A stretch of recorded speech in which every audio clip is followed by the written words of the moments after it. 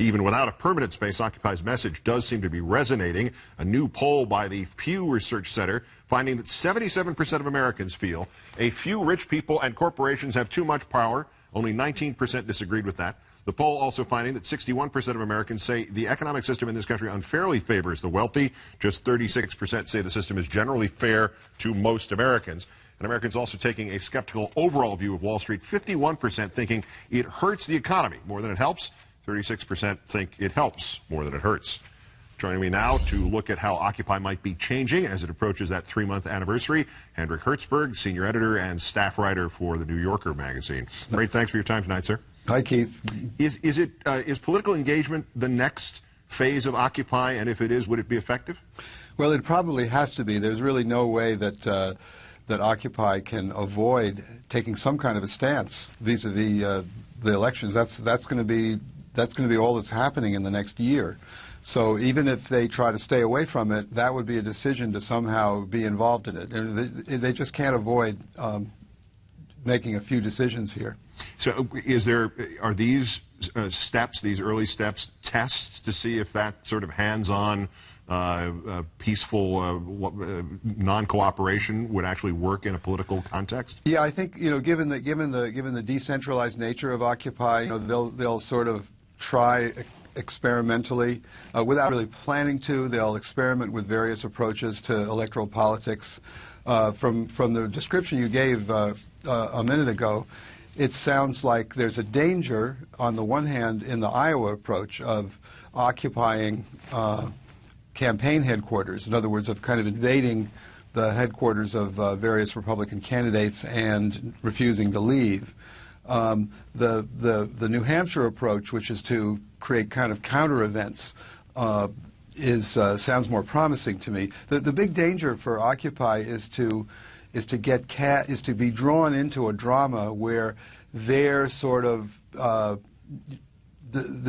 bullies who are trying to push around people who are going about the business of American democracy, that sort of thing. That's certainly a danger. But Occupy's been pretty smart about this kind of thing up till now. And the opportunity in New Hampshire, using those definitions we just discussed, would sound like a better sort of exploitation of the national media presence too. They would, and there's going to be an awful lot of national media there too. Yeah, absolutely.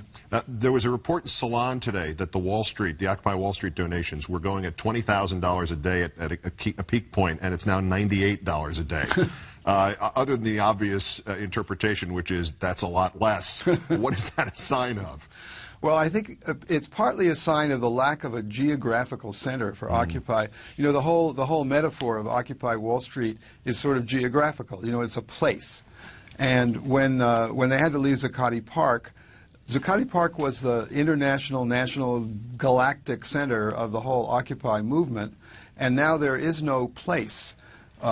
This notion of trying to get this vacant lot that Trinity Church owns, I think that's clearly an attempt to establish another place. In a way, though, this kind of geographical center has been a replacement for Occupy for the usual sort of hierarchical organization. It gives a headquarters, it gives a place where everything converges.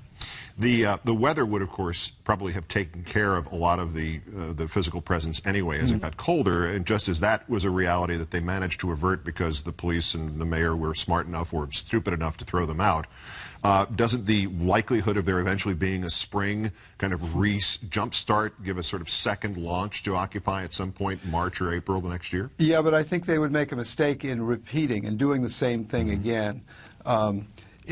It actually was not good for Occupy, I think, to have had Mayor Bloomberg and the police close them down. I'm pretty sure they were moving toward sort of declaring victory and closing themselves down for the winter. That would have been better, but that geographical point where things converge is crucial to them, especially if they want to avoid becoming a hierarchical, centralized, letterhead kind of pressure group organization. With office space and $600,000 in the bank, which they happen to have. New Yorker senior editor and writer Hendrik Hertzberg, always a pleasure to have a conversation with you, sir. Thank you kindly for your time. Feel the same way. That's countdown for this, the 341st day since John Boehner and the Republicans took the House, thus 341 days in which the Republicans have not passed a jobs bill of any kind. Fortunately, they're not shutting the government down. Great. I'm Keith Olbermann. Congratulations on getting through another day of this crap. Good night and good luck.